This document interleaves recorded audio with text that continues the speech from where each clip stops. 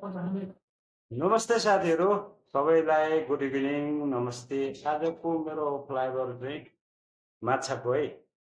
माछा कसरी बनाउने भन्ने कुरो होइन।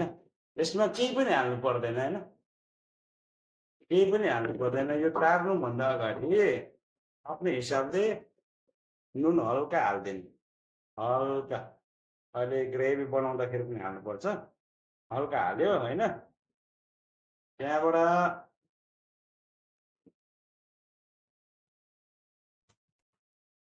यो नुन हालिसक्यो होइन। त्यहाँबाट यो अन्डा हालिदियो, यसरी अन्डा हालिदियो। अनि त्यहाँबाट यो कागती कागती हालिदियो। कागती पनि रस आउँछ,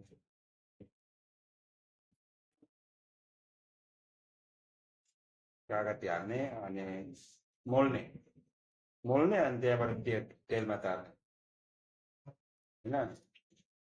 त्यसरी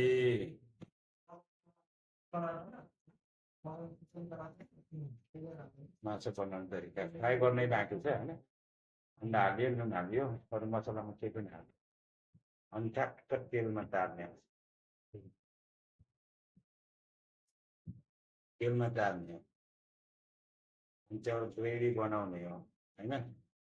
त्यो पनि देखाउँला अहिले भरे, त्यो पनि देखाउँला, तारेको पनि देखाउँला होइन। यसरी भन्ने कुरो होइन।